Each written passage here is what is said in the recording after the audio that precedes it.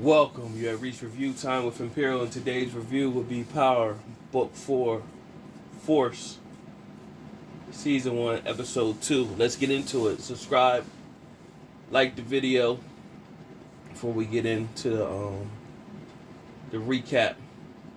And this is a play right out of the video game Grand Theft Auto.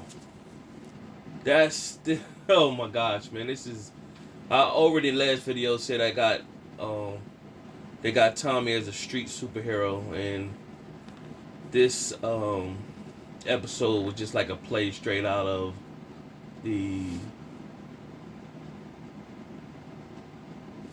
GTA series, something that you see on GTA, making drops and all. Oh my gosh, man! Nevertheless, the episode starts off with Tommy's brother JP's lounge, or what little bar he has, and it's got shot up. JP calls Tommy. Now he's just meeting Tommy, and he calls him when he comes into whatever. So he don't have nobody else to reach out to. Um,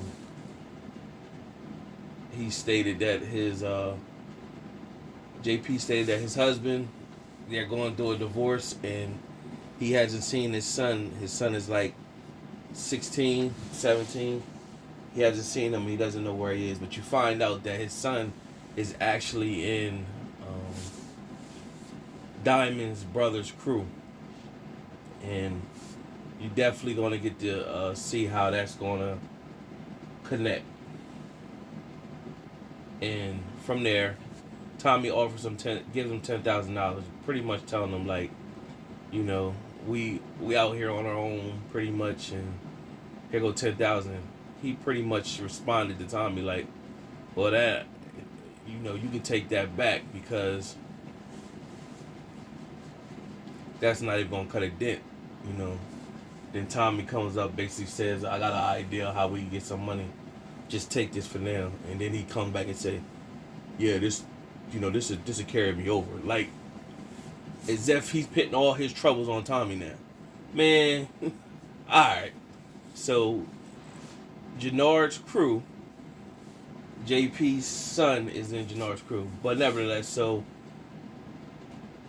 Tommy then shows up to the barbershop with Diamond and Gerard there. And of course, Gerard explaining to Diamond pretty much like, hey man, the streets is different. The young boys, they wild cowboys, and basically they get stuff done. They don't got no fear, and they don't mind taking a life fast. And so Diamond doesn't like that, and like how the way they move, because it's caused trouble, mad heat. And if you're paying attention to life in general, in real life, you know Chicago is always having many killings, and they basically just trying to highlight and trying to take this opportunity through this show to highlight so people could see what's playing out. They are in the thick of it in real life, but when you watch it playing out, to see the what it's causing and the effects of everything. So nevertheless, Tommy shows up pretty much to give them back the drugs and the money. And they pretty much told him, well, I at least would have kept the money. And he said, well, I'm not here for that. I'm not here to rob and picket people or whatever. And basically said that those drugs were stepped on with baby aspirin. So it's pretty much highlighting Tommy. He's no stranger to the street game and drug. So it was a moment where the young boys came in and they pretty much pulled out their guns against Tommy, and Diamond pretty much told them to turn down. They ain't listen to Diamond, they listen to Jannard. And so they pretty much said, until we get the nod from Jannard, we ain't standing down. And Diamond pretty much like, this is my shop. They ain't trying to hear that. They don't, you know, they don't care. They cannons. So Jannard gave him the nod, told him stand down. And so Diamond pretty much was like, yo, handle this to Jannard. And told Tommy, let's take a walk. On the process of them taking a walk, Rojas. If you remember Rojas, when Diamond was leading jail, he was sitting down in a chair and pretty much saying to his crew, "We're gonna let Diamond get out there and get comfortable. Then we're gonna put the pressure on him, pretty much." And so what happened with Diamond and Rojas in jail? Diamond put Rojas in the wheelchair or whatever. So there's always gonna be some animosity, and he want to get back. So he had his two goons, a man and a woman, pull up on Diamond, but of course Tommy was with him at the time, so he took Tommy too. They put him in a warehouse, and Tommy headbutted him. But they both of them was basically characters. They was goofy. Both of them was goofy together. You knew they was. It was just silly. You knew they wasn't gonna last long. So where the GTA part comes into play is that they have Diamond and Tommy running drops for Rojas to get his money, all while the city is in heated, is hot because of everything that's going on. So you got cops patrolling everywhere, helicopters, real GTA on the highest level, something straight out of the GTA game. So nevertheless, they making drops and they meeting different people, and with Tommy is paying attention, so he's using his inner ghost. He's paying attention to the different places that they went to make these drops, and learning the routes and everything, and he's learning the different spots in the city. Meanwhile, what's also happening in this episode, you have Vic Flynn, who's in love with Gloria, but his family would never accept Gloria because of her race. And he's talking to Claude, his sister, and she's pretty much telling her that Gloria's a good girl, but the family's not going to accept that. So she's trying to tell Vic that the family needs to branch out.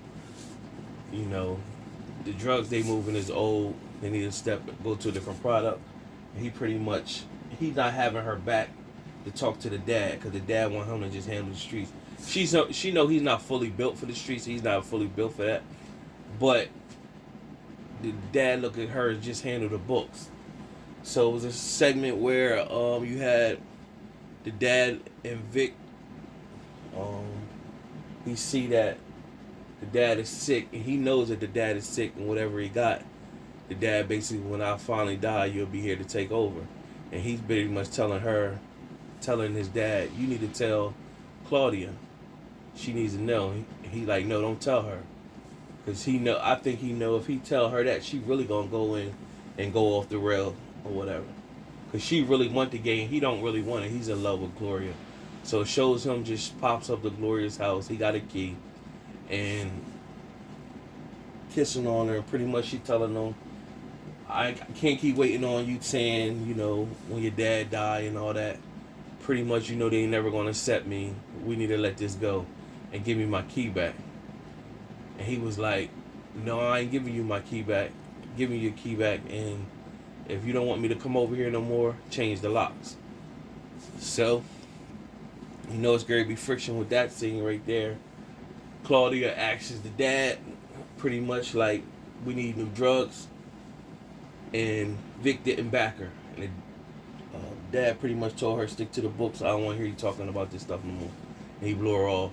So, that situation is brewing, and the play is going to change where her and Tommy end up working together. So, during the episode, after Tommy and them, before Tommy had got to the barbershop with them, before they start making all the drops, he was walking down the alley, and Lillian came out of nowhere and clocked him and then stabbed him. And she was from the original Power series, and she thought he was coming looking for her, but he wasn't. It just so happened that he'd be in that city, and she was already in the city. And so he was like, how you find me?